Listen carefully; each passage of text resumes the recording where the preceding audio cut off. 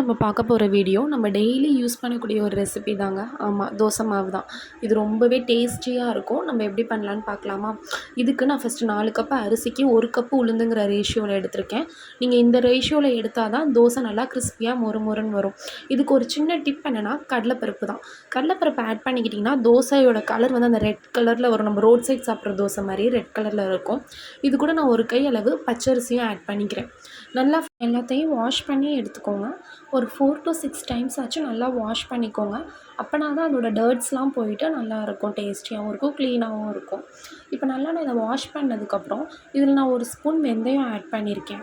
வெந்தயம் ஆட் பண்ணதுக்கப்புறம் இதை வந்து ஒரு 6 ஹார்ஸ் நல்லா ஊற விட்டுருங்க. நீங்கள் வந்து கிரைண்டரில் அரைக்க போகிறீங்கன்னா நீங்கள் அப்படியே அதை ஊற விட்டுருங்க ஒரு 6 ஹார்ஸ்க்கு. இல்லை நீங்கள் மிக்ஸியில் அரைக்க போகிறீங்கன்னா ஒரு 5 ஹார்ஸ் வெளியிலையும் ஒரு 1 ஹார் ஃப்ரிட்ஜ்லையும் வச்சு எடுத்துக்கோங்க. ஃப்ரிட்ஜில்னா ஃப்ரீசரில் வைக்காதீங்க, வெளியில் வச்சு எடுத்துக்கோங்க. ஃப்ரீசரில் வச்சிங்கன்னா ரொம்ப கட்டியாயிடும். நான் ஒரு சைடு சிவப்பு அவலை வந்து நல்லா ஊற வச்சு எடுத்துக்கிறேன். நம்ம இப்படி அவல் சேர்த்து அரைக்கும்போது தோசை ரொம்ப கிறிஸ்பியாக இருக்கும்.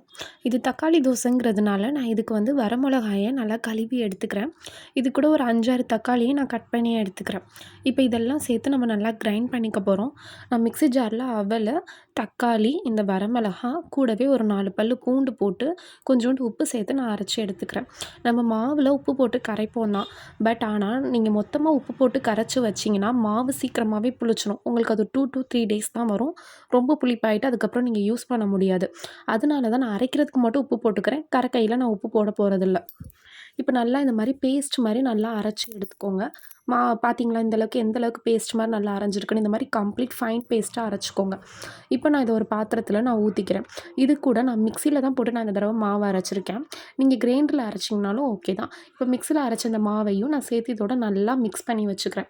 நல்லா மிக்ஸ் பண்ணிக்கோங்க. கரண்டி எடுத்து நல்லா மிக்ஸ் பண்ணிட்டீங்கன்னா இந்த பேஸ்ட்டும் இந்த மாவும் ரெண்டும் நல்லா மிக்ஸ் ஆகணும். பேஸ்ட்டு தனியாக மாவு தனியாக அங்கங்கே இருக்கிறது அந்த மாதிரிலாம் இருக்கக்கூடாது. ஸோ நீங்கள் நல்லா இந்த மாதிரி என்னை மாதிரி கையை வச்சு நீங்கள் மிக்ஸ் பண்ணிட்டாலும் சரி, கரண்டியை வச்சு மிக்ஸ் பண்ணிட்டாலும் சரி. பட் கையை வச்சு மிக்ஸ் பண்ணிங்கன்னா இன்னமும் நல்லா மிக்ஸ் ஆகும். மாவும் இந்த பேஸ்ட்டும் நல்லா மிக்ஸ் ஆகி உங்களுக்கு நல்ல ஒரு பேட்டராக கிடைக்கும். ஸோ அதுக்காண்டி தான் நான் இந்த மாதிரி கையை வச்சு மிக்ஸ் பண்ண சொல்கிறேன். இந்த மாதிரி நல்லா பண்ணிக்கோங்க. இப்போ நீங்கள் இதை நல்லா புளிக்க விட்டுருங்க. ஒரு 5 ஹார்ஸ் ஆச்சு நல்லா புளிச்சு மாவு சீக்கிரமாகவே இது பொங்கிரும். அந்த மாதிரி நல்லா பொங்கி வந்ததுக்கப்புறம் நீங்கள் இந்த மாதிரி தோசை ஊற்றுங்க. நான் நைட் அரைச்சேன், நெக்ஸ்ட் டே மார்னிங் தான் நான் இப்போ தோசை ஊற்றுறேன். இந்த மாதிரி தோசைக்கல் நல்லா சூடானோன்னே நீங்கள் நார்மலாக தோசை எப்படி ஊற்றுவீங்க, கல் ஹீட் ஆனோன்னே ஆயில் தடவிட்டு நீங்கள் எப்பயும் ஊற்றுற மாதிரி இந்த மாதிரியே ஊற்றி எடுத்துக்கோங்க. தோசை நல்லாவே மொறு மொறுன்னு கிறிஸ்பியாக வரும். நல்லா நல்லெண்ணெய் சுற்றி வர விட்டு நடுவில் கொஞ்சம் விட்டு இதை நீங்கள் பெரட்டி போட கூட தேவையில்லை. நான் உங்களுக்கு தோசைக்கு ஒரு குட்டி டிப்ஸ் சொல்லவா? நீங்கள் தோசையை பெரட்டி போடாமல் ஜஸ்ட்டு தோசை கரண்டியை வச்சு நல்லா இழுத்து விட்டீங்கன்னு வைங்களேன், தோசை ரொம்பவே கிறிஸ்பியாக வரும். அந்த ஆயில் எல்லா இடத்துலையும் ஈவனாக ஸ்ப்ரெட் ஆகி ரொம்பவே டேஸ்ட் அண்ட் கிறிஸ்பியாக இருக்கும். பார்த்தீங்களா எவ்வளோ தோசை சூப்பராக வந்திருக்குன்னு. இது வந்து நடுவில் வந்து தீ அதிகமாக இருக்கிறனால தான் அந்த நடுவில் இதாகிறது. நீங்கள் வந்து சிம்லேயே வச்சுட்டு ஊற்றுங்க. ரொம்பவே சூப்பராக இருக்கும். ரொம்பவே டேஸ்டி அண்ட் ஹெல்த்தியான டொமேட்டோ தோசை ரெடி ஆயிடுச்சு. கண்டிப்பாக ட்ரை பண்ணி பாருங்கள். தேங்க்யூ.